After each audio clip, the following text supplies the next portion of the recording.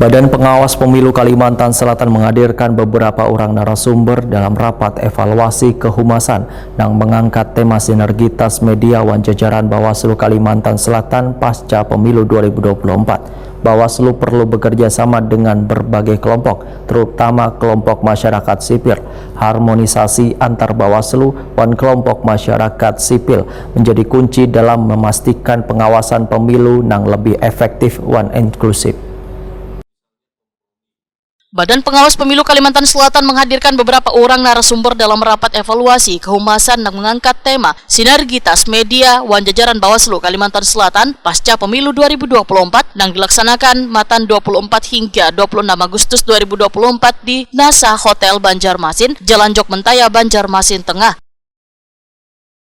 Koordinator Komite Pemilih Indonesia, Jerry Sumampo, menyatakan Bawaslu perlu bekerja sama dengan berbagai kelompok, terutama kelompok masyarakat sipil. Harmonisasi antara Bawaslu dan kelompok masyarakat sipil menjadi kunci dalam memastikan pengawasan pemilu yang lebih efektif dan inklusif. Harmonisasi ini penting, kada hanya untuk menghindari konflik atau tumpang tindih peran, tetapi untuk membangun kepercayaan publik terhadap proses dan hasil pemilu.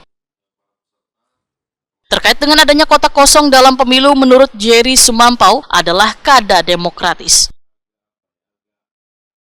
Nah, idenya sebetulnya baik, tapi ruang ini lagi-lagi dimanfaatkan sebetulnya oleh para elit politik untuk menjadi strategi pemenangan.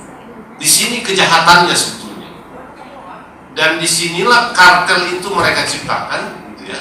Supaya apa? Supaya hanya ada satu calon. Ini kan mengerangkeng pilihan masyarakat juga. Karena orang ingin berbagai macam calon supaya dia bisa milih.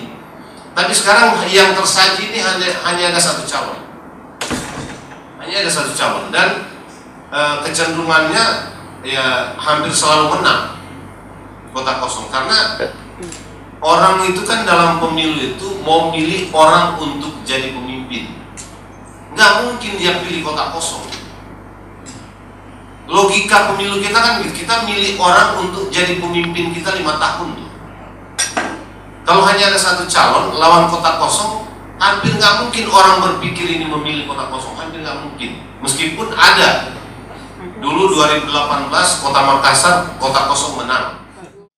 Ketua Dewan Pers, Dr. Ninik Rahayu, usai pemaparan Waitakoni Prima TV menyatakan peran pers sebagai penegak nilai-nilai demokrasi. Fungsi pers dalam demokrasi mencakup sebagai forum warga, sebagai pengawas pemerintah atau lembaga publik, sebagai agen mobilisasi, di mana media berfungsi sebagai sarana untuk meningkatkan keterlibatan warga dalam proses-proses politik yang berlangsung.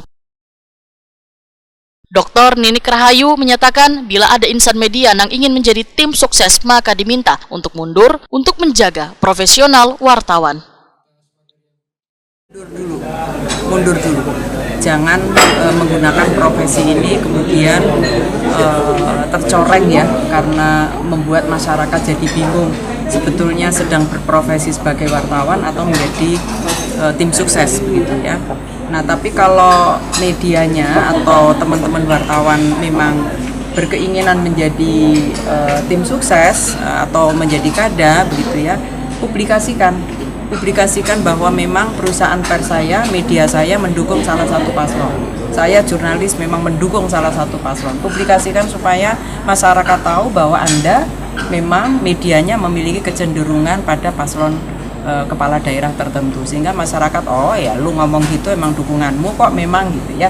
Jadi ini penting. Yang kedua, sebagai media karena punya fungsi untuk memberikan pengetahuan dan pemahaman kepada publik, tolong pemberitaannya dikaitkan dengan tahapan-tahapan pemilu.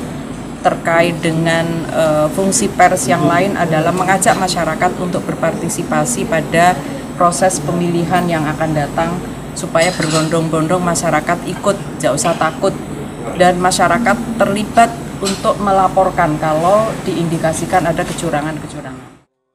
Kegiatan ini dihadiri pula puluhan insan media mulai dari online, cetak, radio, televisi, serta pers mahasiswa dari berbagai kampus se-Kalimantan Selatan.